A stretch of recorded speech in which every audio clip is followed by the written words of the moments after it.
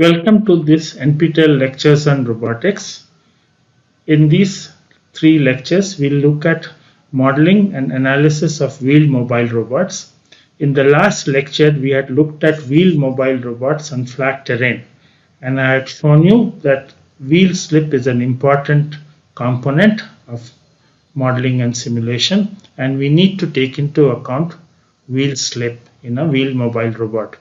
In this lecture, we will look at wheeled mobile robots on uneven terrain. So the contents of this lecture are, I'll quickly introduce this topic. We look at modeling of a torus shaped wheel and uneven terrain. How do you look at the uneven terrain? How do you model the uneven terrain? We'll look at single wheel on an uneven terrain. We'll look at the kinematic and dynamic modeling and simulations. And then we will look at a three-wheeled wheel mobile robot which can traverse uneven terrain without slip. Okay. So most WMRs are used in industrial environments which are flat and structured surfaces. However, there is a recent interest in uneven and rough terrains and off-road environments. So for example, in planetary exploration, the ground of the terrain cannot be flat like a road. A few years back, there was also this DARPA Grand Challenge to develop a fully autonomous ground vehicle capable of completing an off-road course in limited time. Okay, this was a very, very important challenge set by DARPA in USA.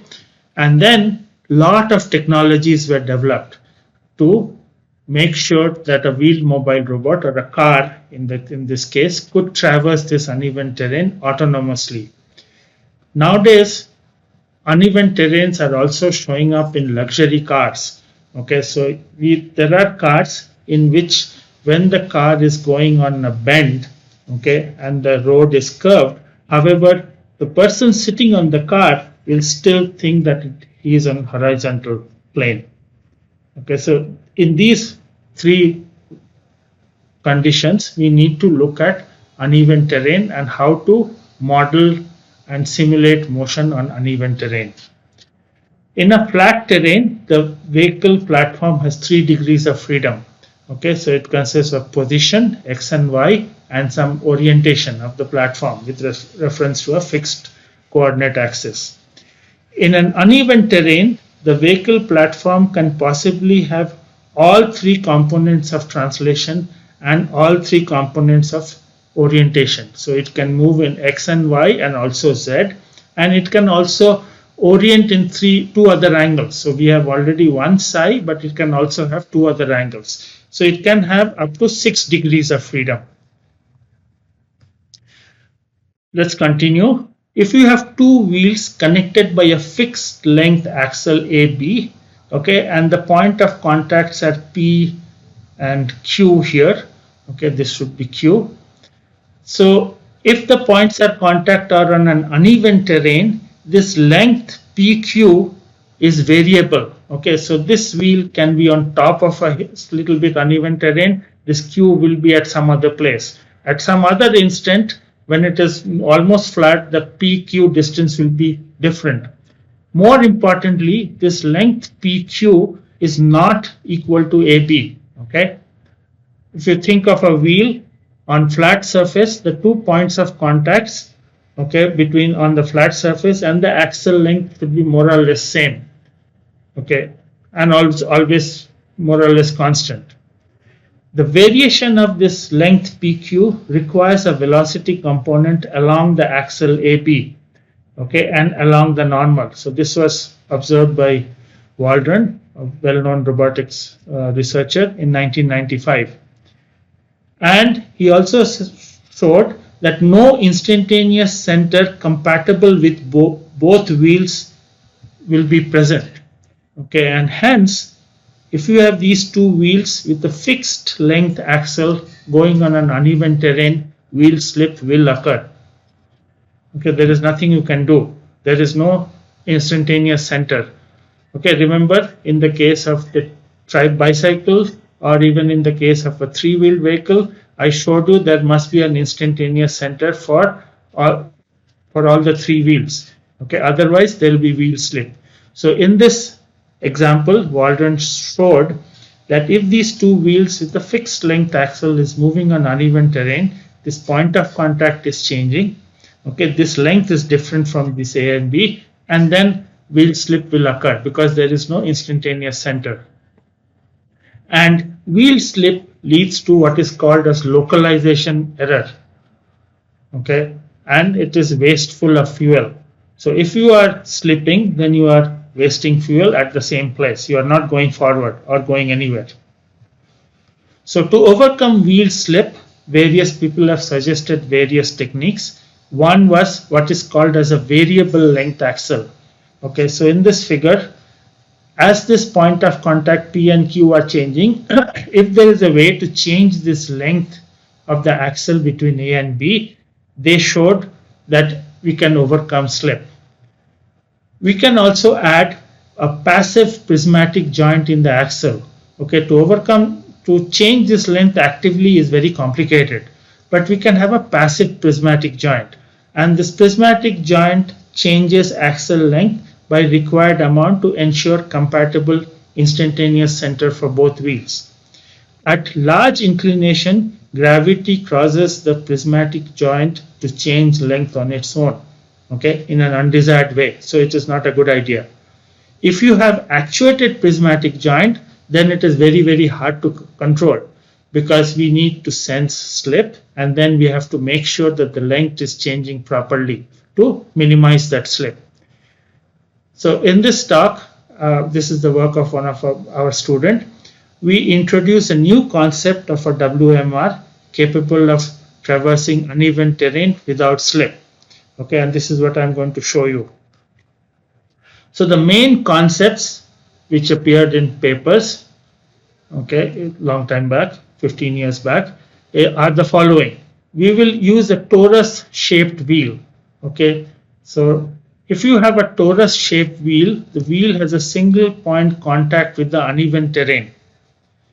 Okay, and the point of contact can go along the lateral direction of the torus. It can also, when the wheel is rolling forward, the point of contact can go along the circumference of the big diameter, and it can, when the wheel is tilting, it can go in the smaller circle. Okay, so this torus shaped wheel is connected to the WMR body with passive joints. So these passive rotary joints allow lateral tilting and the wheel ground contact distance PQ to change. So as the wheel tilts, the peak distance between the two contact points is changing. The axle length remains the same. Okay, we are not changing the length of the axle. So you can have 3 actuated joints for a 3DOF model in a WMR. The rear wheels are driven and can tilt laterally, passively, not controlled, and the front wheel is steered and can roll freely. Okay, so this is one big part of the idea. So we have torus shaped wheels. Okay, these torus shaped wheels are connected to the body of the platform using passive rotary joints. There are 3 of these actuated joints. The 2 rear wheels are driven and can also tilt laterally, and the front wheel can roll but can be steered. So now we need to worry about how this torus shaped wheel contacts with the uneven terrain. Okay, so we used a set of equations which was developed even older by a researcher called Montana in 1988, which models the wheel ground contact point. Okay, and we will show you that we will model the wheel mobile robot as a parallel robot at each instant of time. Okay, so this is the main ideas. So let's continue. How do we model a surface, an uneven terrain? So a surface in 3D space can be represented in parametric form, which is x, y, z, as a function of u and v. Okay, so u and v are the 2 parameters which determine the surface. Okay, so if you give me any u and v on this uv plane, it maps to a point on the surface, which is x, y, z by this equation. At any point on this surface, we can define a tangent plane. The tangent plane is defined by two vectors, fu and fv. Okay, fu is the partial derivative of f with respect to u, and fv is the partial derivative of f with respect to v. Okay, we can also find the normal to this tangent plane, which is the cross product of fu and fv, and we can normalize it to get a unit normal. So the three vectors, fu made into a unit vector, fv made into a unit vector, and n form a right-handed coordinate system. It may turn out that this fu and fv are not orthogonal. Sometimes the equation of a surface is such. Okay, then we need to find an orthogonal set, and which we can also find. So we pick the unit vector fu along fu as one of them.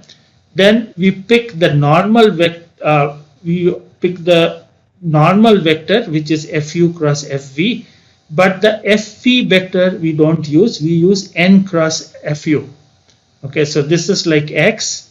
This is like x cross something which lies in the plane, and the y is z cross x. Okay, so this gives you a right-handed coordinate system. But in some surfaces, we can directly use fu and fv unit vectors along the two tangents. So let's look at a typical example of a torus shaped wheel. Okay, the equation of a torus can be given in this form. So x is some r1 into cos uw, y is cos vw, r2 plus r1 sine uw, and z is sine v, r2 plus r1 sine uw. So uw and vw are the parameters which describe this torus. So uw is equal to constant, is a circle which is shown here. Vw equals constant is this bigger circle. Okay, so a torus can be obtained by taking this small circle and rotating about or moving it along this big circle. The R1 and R2 are the radius of this small circle and this big circle. Okay, the subscript W on the parameters U and V denote the wheel. Okay, so the uneven terrain can also be represented as a surface. We can get x, y, z as a function of some UG and VG. UG and VG are the two parameters which describe the circle, or which describe this uneven terrain. So remember, U and V maps to the surface. So this is, we are going to distinguish the wheel parameters with UW, VW, and the ground uneven terrain parameters with UG and VG. Okay, so and any point on the wheel or on the surface can be denoted by a vector from a reference coordinate system, which is O of P. Okay, so the point of contact between this torus shaped wheel and this uneven terrain is given by this vector. So from the parametric equation of the surface, which is x, y, z function of u and v, we can obtain the second partials of this function. Okay, so we can do fuu, fuv, and fvv, which is nothing but the second partial derivatives of f with respect to u and v. We can also find the partial of n normal vector with respect to u and v. So following Montana, he derived these equations and he used this formulation to discuss the point of contact between two surfaces. We can first define something called as a metric, which is the magnitude of this fu first partial of f, 0, 0, and magnitude of this first partial of v. We can also obtain a curvature form, okay, which is to do with the first partial of u dot with first derivative of the normal and divided by fu square. Likewise, fv dot nu divided by fu fv and fv dot nv divided by fv square. Okay, so this is very similar to the curvature of a surface. Okay, we can define the curvature of a surface in terms of the derivatives of the normal with respect to u and v along this fu and fv directions. We can also find how the surface is bending out of the plane, okay, and that is typically given by the second derivative of this function, okay, so fuu dot fv and fuv dot fv, okay, so this tells you how the second partial derivatives of f changes in some in directions fv, okay, out of the plane. So metric in a sense defines distance, curvature defines in-plane bending, and torsion determines out-of-plane bending of the surface. Okay, so those of you who have done any geometric modeling course where you have looked at the models of a surface, similar ideas are there. So we have the first fundamental form, and then we have the second fundamental form where you have the second derivatives. Those of you who are interested can go look at some models of how to model surfaces using partial derivatives of the function which describes the surface. Okay, so in our case we have this torus shaped wheel. We can find the metric mw, which is, because we know the equations of the torus, it is given by r and r2 plus r1 sine uw.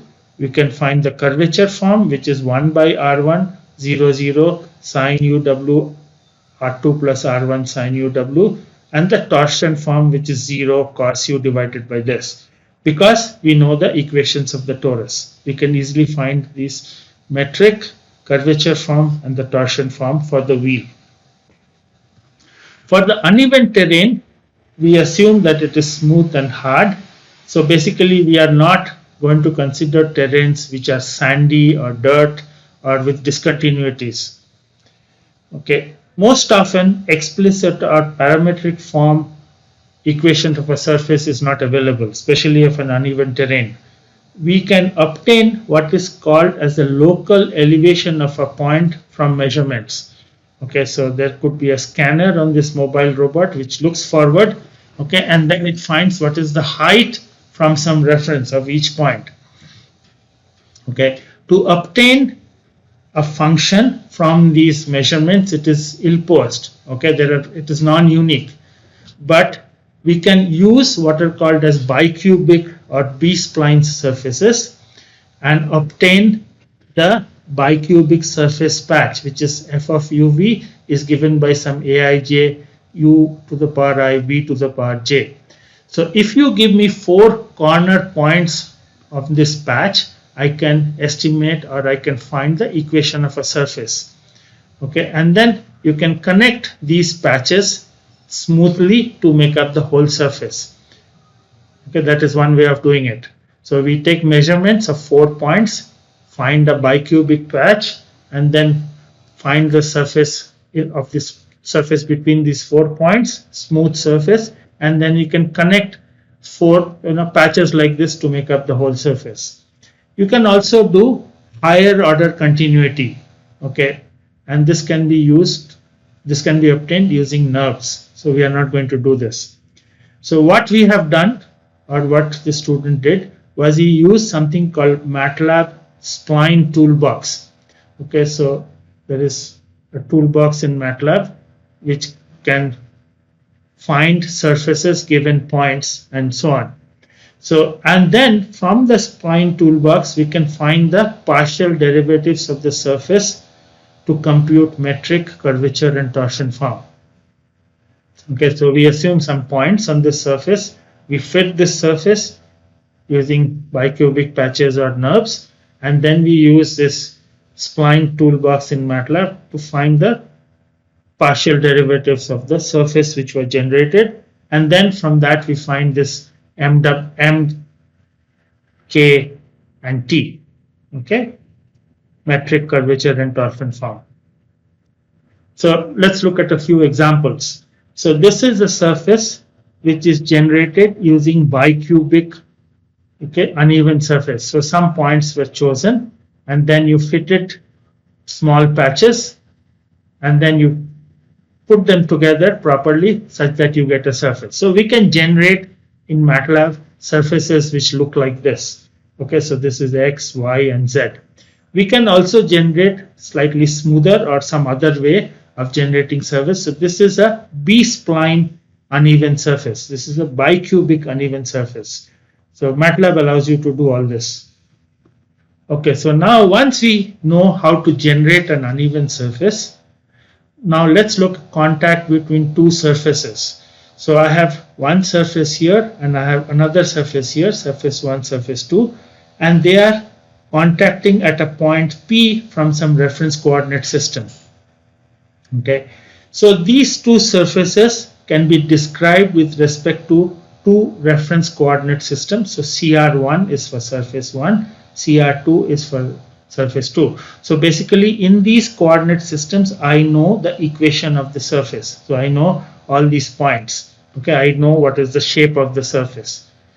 So we have parametric equations for these surfaces, FU1 V1 for the surface 1 and FU2 V2 for the surface 2. At the contact point between these surfaces, we fix two other coordinate systems, which are CL1 and CL2. So CL1 contains some X, Y, and Z axis. CL2 also contains some X, Y, and Z axis. Okay. The angle between the x-axis of CL1 and CL2 is denoted by psi. Okay, we will need this variable later on. So what do we have? We have U1 V1 at this point, which relates the coordinates of this contact point with respect to the surface 1 coordinate system. We have U2 V2, which obtains the coordinates of these points with respect to the surface 2 coordinate system, and then we have this angle psi, which denotes the orientation of the two x-axis, because just the point is not enough. I could have rotated these two x-axis and still the point could be the same. So we need 5 degrees of freedom to represent the contact between these two surfaces. So basically U1 V1, U2 V2, and psi. Okay, you can see just U1 V1 and U2 VT is not enough. Okay, so we define a metric M, a curvature K, and torsion T for the two surfaces at this point P. So the contact equations obtained by Montana relates the derivative of U1 dot V1 dot U2 dot V2 dot and psi dot to the linear and angular velocity components Vx, Vy, Vz, omega x, omega y, omega z. Okay, so what are these Vx, Vy, Vz, omega x, omega y, omega z? That is the velocity of one of these surfaces with respect to the other surface. Okay, and he showed that this U1 dot V1 dot can be related to the metric. It can be related to the curvature form, and it can be related to the relative torsion form, okay, between these two surfaces, and also it contains Vx, Vy, omega x, omega y, and also omega z. Okay, so let's not go to the details of this equation except to argue that there is a relationship between Vx, Vy, Vz, the velocity of surface 1 with respect to surface 2, omega x, omega y, omega z, angular velocity of surface 1 with respect to surface 2, and the rate of change of these parameters which describe the two surfaces. So U1 dot, V1 dot, U2 dot, V2 dot, and psi dot. And they contain the metric for surface 1, the metric for surface 2, the rotation matrix in terms of psi, which rotates the two x-axis, the curvature form of surface 1, the torsion of surface 1, the torsion of surface 2, and we have this K star which relates the two curvature forms. Okay, so K star is R psi K2 into R psi transpose. Okay, so and the rotation matrix corresponding to R psi is given by cos psi minus sin psi cos psi. Okay, so these equations were derived by Montana a long time back, and it, as I said, it relates the rate of change of the parameters and psi as a function of the relative translation and angular velocity of one surface with respect to another surface. So these equations are called kinematics of contact equations. We can also invert the equation. So if I give you u1 dot, v1 dot, u2 dot, v2 dot, and psi dot, can we find out vx, vy, vz, omega x, omega y, omega z? Yes. And as you can see, it sort of makes sense. In the contact equation, the z component should be 0, because otherwise the two objects will not be in contact. Okay, so vz equal to 0 is a holonomic constraint to ensure that the surfaces stay in contact. Okay, so these 5 equations need to be numerically integrated with initial conditions to solve these contact equations. Okay, so the contact equations are similar to constraint equation for joints. Remember, for a rotary joint, I showed you that there are 5 constraint equations. In this case, 2 surfaces in contact generate 5 contact equations. The main difference is these equations contains derivatives with respect to time. In the case of a rotary joint, if you go back and remember, I said that the position vector from both sides are same, and the orientation is related by the rotation matrix of one link and the second link, and there is this rotation at the joint. Okay. However, here there are derivatives of u and v and psi. There are 2 main types of contacts which are possible. One is pure rolling, which means that vx, vy is 0. Okay. So the 2 surfaces, there is no vx and vy, relative vx and vy.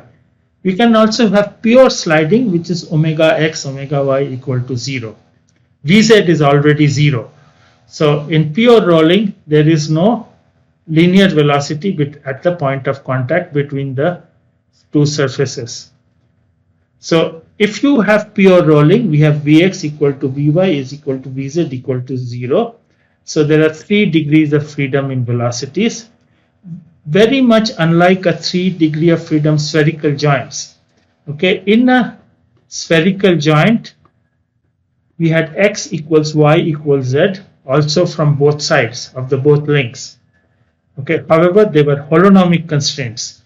Okay, pure rolling, however, is non-holonomic. Okay, because we have Vx, Vy equal to 0, and the x and y, z coordinates of the contact point can change as the rolling proceeds. Okay, in a spherical joint, the x, y, z coordinates from the 2 parts or 2 sides are same. It doesn't change. Here, however, if you think of the one surface rolling purely with respect on another surface, then the point of contact will change. The xyz point will change. However, the velocities are 0. The relative velocity between the 2 contact points are 0. Okay, that is again a feature of non-holonomic constraint. It restricts the space of velocities, but it does not restrict the space of the generalized coordinates. Okay, with all this math and machinery that we have developed, how to represent a surface, how to represent the kinematics of contact, we can now model the single wheel on an uneven terrain. So we have CR2, which was the second reference coordinate system of one of the surface. This could be the same as the fixed reference coordinate system. CR1, which was the first surface, okay, that is fixed at the wheel center, okay, C, and that is also labeled as the coordinate system W. The CL1 and CL2, which are at the point of contact, are labeled as 2 and 1 in this example, and 3 and 4 are as shown in the figure. Okay, so 3 is at the center of this small circle or along the center line of this torus, and 4 is at the center of this wheel. Okay, so how many coordinate systems we have? We have a 0 coordinate system, we have a first coordinate system, we have a second coordinate system. First and second are at the point of contact, 3 is at the center of this wheel, and 4 is at the center of the C at this place. Okay, and then we have this XW, YW, ZW. So once we have all these coordinate systems, we can find the homogeneous transformation matrices between 0 and 1, 1 and 2, 2 and 3, 3 and 4, and 4 and W. Okay, very similar ideas to what we have discussed earlier. So the homogeneous transformation matrix between the fixed and 1, which is the uneven terrain, are given by some rotation matrix. And this rotation matrix contains L1, L2, L3, M1, M2, M3, N1, N2, N3. This is the direction cosines of a coordinate system on the uneven terrain with respect to the fixed coordinate system. And then you have a point of contact, which is described by UG, VG, and Z, which is function of UG, VG. Between 1 and 2, we have a rotation of the x-axis. Remember, the angle psi showed the or denoted the rotation of the x-axis. Okay, so that transformation matrix will contain only psi. Between 2 and 3, now we have this location of the wheel. Okay, so we have sine u, cos uw, and so on. So this is, let's go back and see what is 2 and 3. So between 2 and 3, only uw will show up. Okay. Between 3 and 4, VW will show up. Okay, VW is the UW and VW are the parameters which describe the wheel surface. Okay, and then we have one R1, which is this rotation, this radius of the small direction, and R2, which is this radius, and they will show up. In between 2 and 3, you will have a minus R1, and between 3 and 4, we have a minus R2. Okay, so if you think about it, this is correct. Between 2 and 3, it is like a rotation about y-axis. So you have a rotation matrix here and a translation along the z direction. Between 3 and 4, it's a rotation about an x-axis, and then there is a translation of minus R2 about along the z direction. And between 4 and W, it is very similar to a identity matrix, except that the directions are slightly different. So the x-axis is opposite direction in the 4th and W coordinate system. The y-axis is at the same place. The z-axis is again in the opposite direction. This is basically due to the choice of the coordinate system. So we can find basically from 0th coordinate system, which is the fixed coordinate system, to all the way to the wheel coordinate system. All these 5 4x4 homogeneous transformation matrices. Okay, so remember we had used homogeneous transformation matrices for serial robots, for parallel robots. We can also use it for mobile robots. So the transformation matrix between W and 0 can be written as product of these 5 matrices, and then we can also find the contact equations for a single wheel rolling without slip. So what is rolling without slip? Vx and Vy is 0. So we are left with omega x and omega y, and then we have these 6 equations. Okay, so W denotes the wheel, G denotes the ground. So we have a metric for the wheel, metric for the ground, a curvature form for the ground, curvature form for the wheel, and so on. A torsion for the wheel and torsion for the ground. These are the equations derived by Montana, and we are just going to use them and assume that it is not rolling, it is rolling without slipping. So hence Vx and Vy are 0. So what are the 3 inputs in this equation? It is omega x, omega y, omega z. Okay, so the wheel can rotate about the x-axis, y-axis, and z-axis. So we can integrate these equations to obtain UW, VW, UG, and VG, okay, and psi. So these are equations. Input is given, the right hand side is given. We can integrate numerically and find out UW, VW, UG, and VG. Okay, and once we find UW, VW, UG, and VG and psi, we can find the point of contact. Okay, because the equations of the uneven surface and equation of the wheel are in terms of UW, VW, UG, and VG. Okay, and psi denotes the orientation of the x-axis of the two coordinate systems at the point of contact. So let's see some numerical results. So we have generated the bicubic patch earlier, which was shown. Okay, let's assume R1 is 0.05, R2 is 0.25, R1 is small, R2 is big, and the wheel tilts as it rolls. Okay, so you can integrate this equation. You can see u as a function of time, v and psi also as a function of time. So u changes like this, v changes like this, and psi changes like this. Okay, so these are some numerical simulation results. We can also see what is happening to the wheel as it is moving. So we can find what is the contact point, which is the dark solid line. It starts from somewhere here, 0, 0, and comes and ends up here in this dark solid line. The wheel center location is also known because we know all these 4x4 homogeneous transformation matrices. Okay, so using that we can find out the wheel center with respect to the zero coordinate system, and we can plot the wheel center. So what you can see is that the wheel center and the contact point do not trace the same path.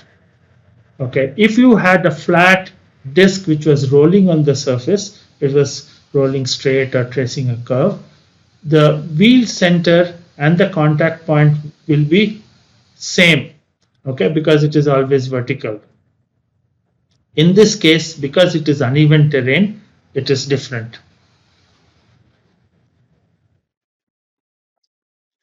We can also perform a dynamic analysis of a single wheel. So we can derive the equations of motion of a torus shaped wheel moving on uneven terrain using the Lagrangian formulation. Okay, we find the kinetic energy, we find the potential energy, and then we take those derivatives in the Lagrangian formulation and we derive the equations of motion. Additionally, we have these non-holonomic constraints, which are that Vx and Vy, which is given by this mw uw dot vw dot plus r psi mg ug dot vg dot. We can derive Vx and Vy because remember the contact equations can go from both sides, and we are saying it is not slipping, hence Vx and Vy are 0. So we have these two non-holonomic constraint equations, and this can be reorganized similar to what we had done in the dynamics lectures as psi into q dot is equal to 0. So we have kinetic energy, we have potential energy of the wheel, and we have this constraint. Okay, we can find the kinetic energy of the wheel by finding the r dot r transpose. Okay, there is no propagation formula as such. The linear velocity of the wheel is derivative of the position vector of the center of the wheel. Do we know this? Yes, because we know the 4x4 homogeneous transformation matrices.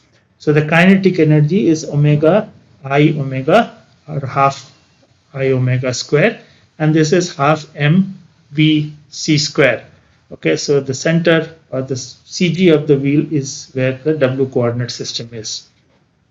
Potential energy is the height of the CG from the ground, and it is given by mg zwc. And the equations of motion will look like mq double dot c q dot gq is equal to tau plus psi transpose lambda. Exactly the same form as what we had when we looked at the dynamic equations for 4-bar mechanism and constraint equations. Okay, so we can also simulate these equations. We have to assume some numbers. So we assume the same R1 and R2 as for the single wheel. So we have 0.05 meters and 0.25 meters. But now we need some mass of the wheel, which is 1 kg, and we also need some moment of inertia of the torus shaped wheel. So we are going to assume that these are the principal moments of inertia, which is some 3r squared plus 4r2 square 1 by 4 into mw. So these are taken from some textbook. Okay, what are the moments of inertia ixx, iyy, izz for a torus? The initial conditions for simulation must satisfy the non-holonomic constraints, and we will simulate when there are no external forces. So basically the torus shaped wheel rolls down gravity on the surface as shown next.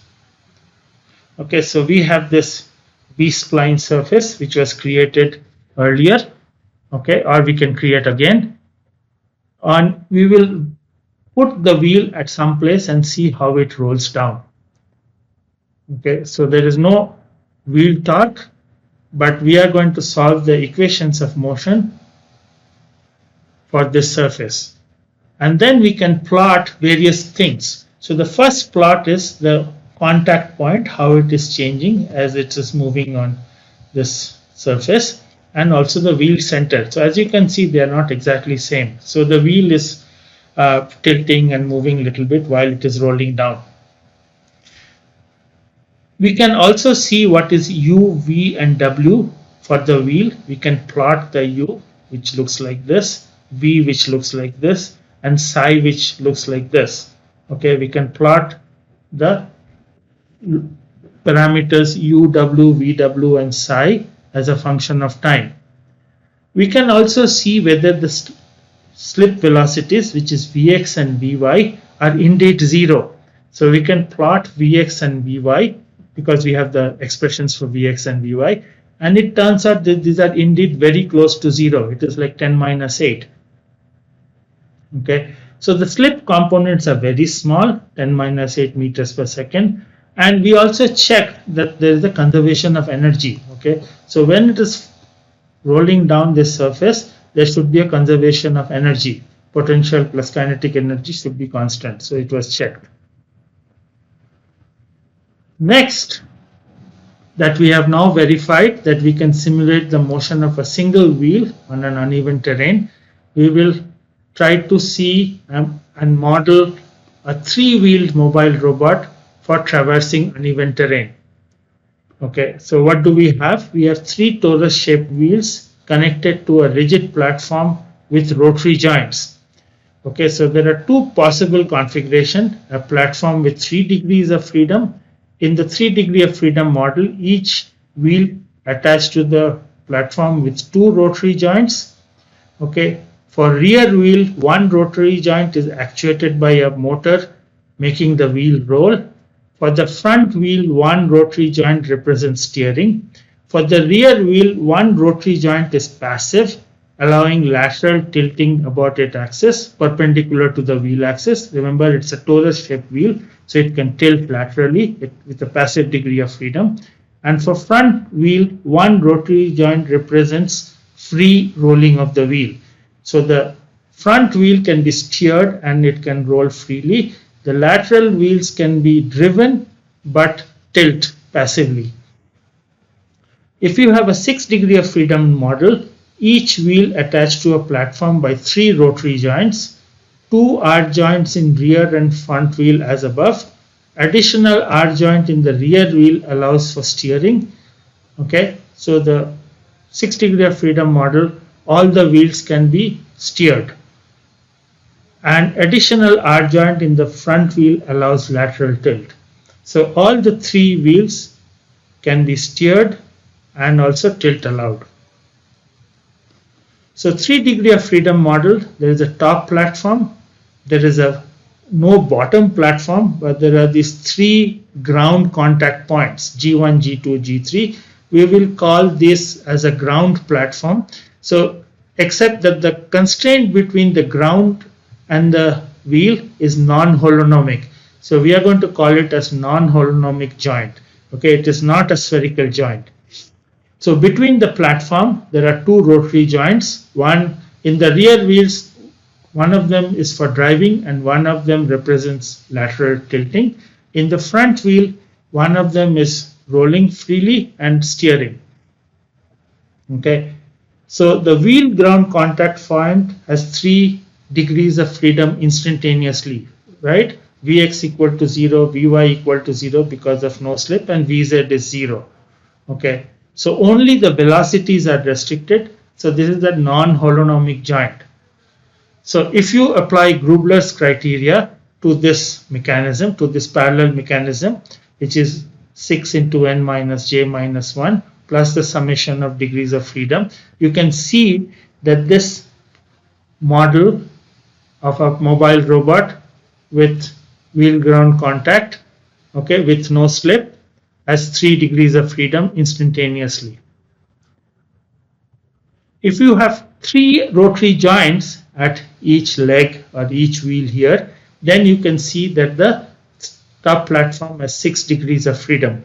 Again, the wheel ground contact points are 3 degrees of freedom. So they are not really joints, but we are going to call them as non-holonomic joints. They restrict the velocities at the wheel ground contact point.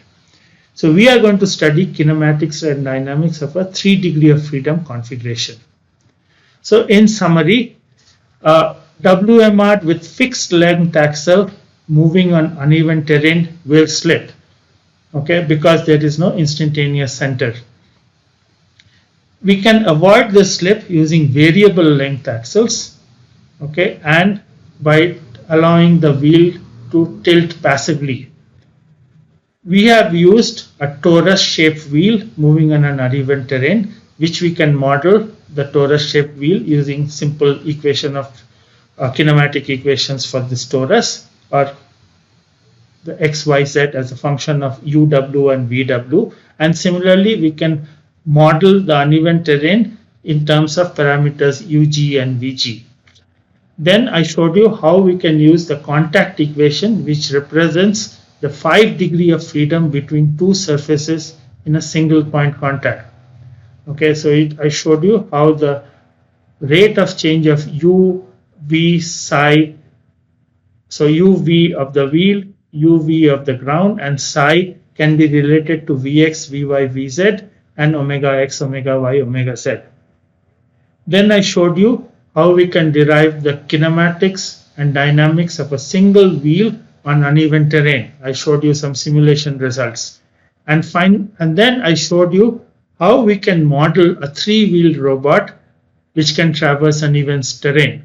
Okay, so it has a wheel ground contact point which is represented using non-holonomic constraints, and then we have rotary joints which represents passive tilting or which allows steering and also rolling of the wheels. In the next lecture, we'll look at kinematic, dynamic, and stability analysis of a 3-wheeled robot.